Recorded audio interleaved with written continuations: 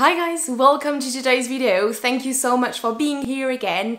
I hope you are going to enjoy this one. It's a bit different. Today I want to talk to you about weird things that I noticed when I was living in the UK. So if you don't know my experience and my life before, I recommend you watching this video. I talk about my experience in the UK, how I learned English and things like that.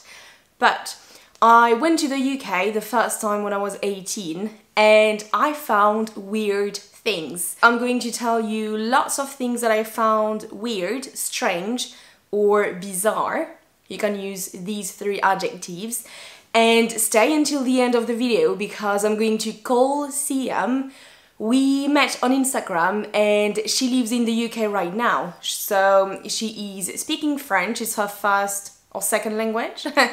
And now she's living in the UK and she talks about her experience learning English and things she found that were completely different as well. So the first thing that I found really strange is about tea.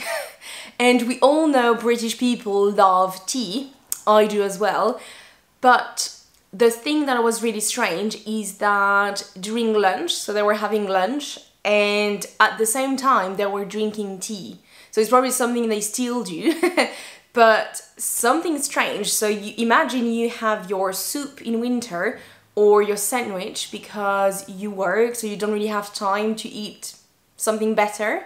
And at the same time, you have your cup of tea and you're drinking tea. How strange is that? Comment and tell me if you think that's strange. But imagine it's like if you were drinking your coffee at the same time as your meat or vegetables. That's strange, right? Fact number two that I found strange, but in a good way, is that British people wear what they want. You don't have to feel stressed or different, everything is normal there. So if you want to wear something a bit strange, that we would find strange as French people, for them it's completely normal. And you can find people with green hair, pink hair, grey and white and purple hair, lots of different things. It's like a great mix. And it's the same for the clothes. You're going to find weird looks or just looks that are not really normal in France because everyone is really judgy. But in the UK you can wear what you want and be who you want. And it's completely normal and nobody is going to judge you, nobody is going to look at you in a strange way. So that's really refreshing because in France everyone is really judgy, so if you don't wear the same shoes as everyone else then they'll be like, look at her. But no, not in England, which is great. And it's the same when you go party, they wear really high heels even if it's snowing, really short dresses. And it's the same for guys. You have a really great mix of outfits and looks. So I think it was really, really good to see that. And I felt completely okay in myself when I was living there.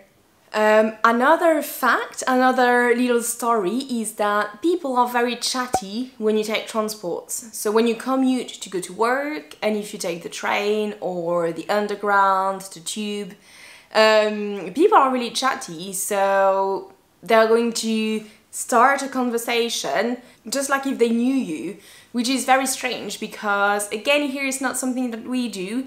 So I found it was a bit strange at first. You want to take the train, put your headphones on, and then the person next to you is going to talk to you and you're like, what? So it was quite nice actually because you could meet lots of people and just have a chat.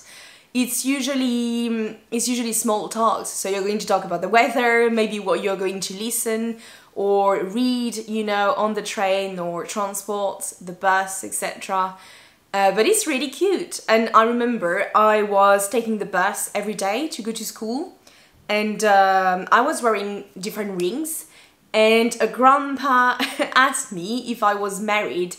I don't remember the question exactly. It wasn't really intrusive. It was just like really nice and cute. And I was like, no, I'm 18. I'm not married. But it was cute. Okay, so one thing that is strange and actually annoying is in the bathroom. So normally, typically in France and other countries, you have one tap and you just open the tap and check for hot or cold water. So you just have one thing to do. But in the UK, they have two different taps, one for cold and one for hot water.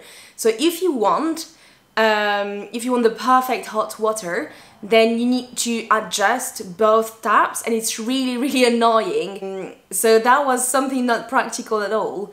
And also in the bathroom, old, like typical British houses, they have a cord that you need to pull to switch on the light. Why? That's very strange as well. And a good thing, a really good thing, is that they have lots of vegetarian and vegan options. So when I left to the UK for the second time, so in 2015, I think, they already had so many vegetarian options. It was really easy for me to go there and transition to become vegetarian. And when I went back to France, I was like, ugh, I can only eat broccolis and tofu. That was really not good at that time. But in the UK, it's completely normal. You can go to the restaurant and have vegetarian or vegan options. And it's something that is becoming more common in France, but it's still pretty complicated.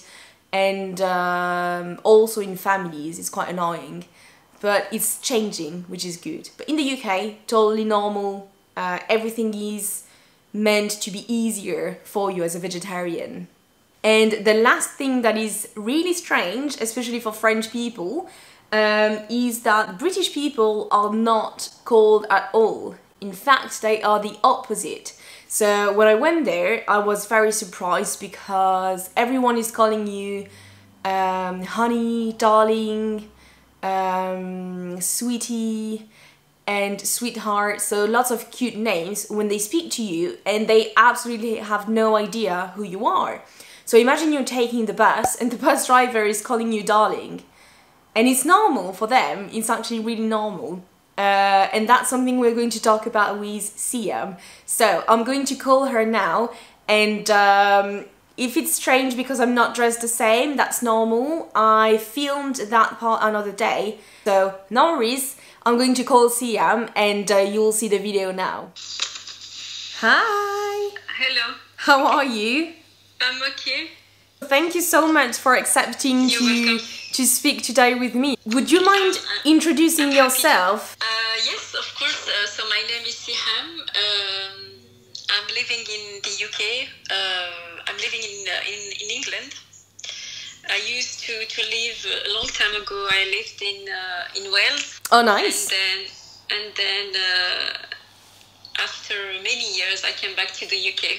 It was just by coincidence. I never thought about the UK in my whole life. I never dreamed about the UK. Actually, for me, it was just a cold country. Everything was grey. It's just life happened, and that's it. All right, nice. Well, it's great because you've had so many different cultures and environment. So it's perfect for today's video because, you know, I wanted to talk about different things and different lives in the UK and in France, and you can share that with us.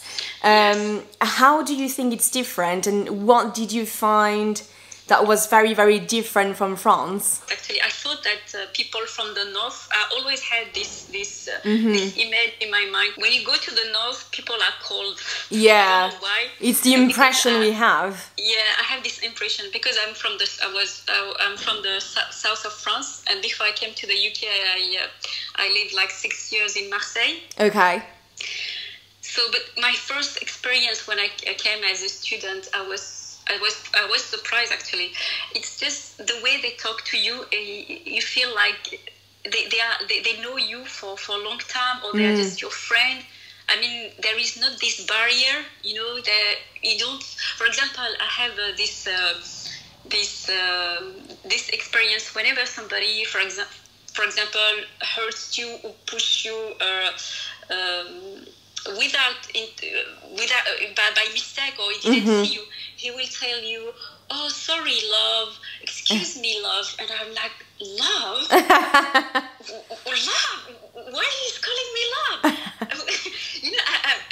I'm just like, and I'm trying to find I'm trying to translate love in French, and I say, "No, I cannot say mon amour." And I'm like, they say love. Yeah, they give lots of cute names, like darling or love or hun, or like yeah, sweet, exactly, sweetie. yeah.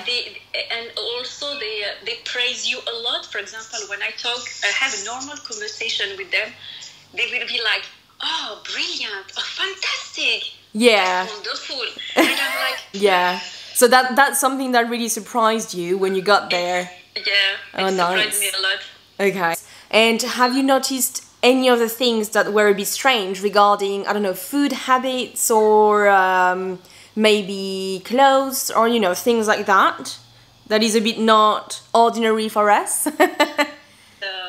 Like they eat beans with, sweet tomato sauce. It's like ketchup for me. It's weird. Okay. And when do they eat that? Is it more for breakfast or is it just... They can eat for breakfast or for lunch. I don't think they have a specific time for this, because I remember I attended a course at night, but it was like 7 o'clock at night. And when we had a break, there was some people, they had these beans with toast. And they like the toast, toast as well. Toast with butter. So almost like a snack for them, like they could eat that even as a snack. Yeah. I was also surprised. I knew like they were drinking tea, of course, but I've noticed that they also drink tea when they have lunch, like at the same time. So I was buying lunch there, and people are just sitting, eating their lunch, like a soup or a sandwich. It's usually quite small.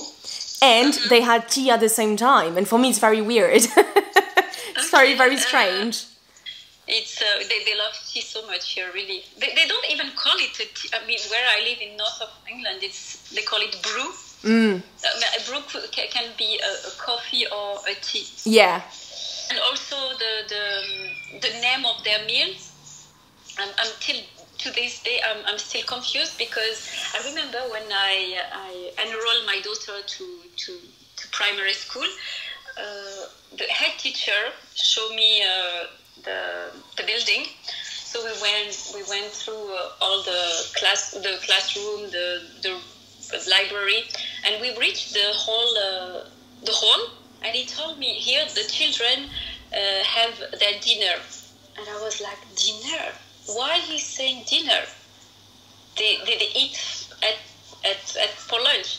And I couldn't ask him. I didn't dare to ask him. Oh, really? Yeah. And then I found out that they say dinner for lunch as well. Yeah, in the north of England they do, or different parts of England. Yeah. And when you pay for the meal, it's called dinner money. So you pay, and the ladies who look after the children are called dinner ladies. Okay. So dinner can be lunch, and tea also can be lunch as well. Tea, and it can be it can be also dinner. I mean, I'm still confused with all this. The different options, yeah. Well, I guess it just depends where you are, and you should ask people what it is clearly, because it could also be like tea time, could also be dinner. So tea time is a dinner for it could be dinner, or it could be a lunch. Because now my daughter, she's doing remote learning at home, and her teacher, she's asking her, what did you have for your tea? And I'm like, so it's just I don't know, it depends on who is talking. Yeah, exactly. It depends on habits and where you are, probably. Just like accents, that's actually a great comparison. Just like accents in England. So just to wrap this up, like if you have an advice to give to people studying English, what would it be? So I advise any English student, really, to learn English in English. Okay guys, I really hope you enjoyed that video. If you did, don't forget to like and comment, subscribe. I will be happy to see you in the next video. And yeah, I really hope that these little facts and strange things will help you and make you want to go to the UK for a short or longer visit. I'll see you in the next video. Bye!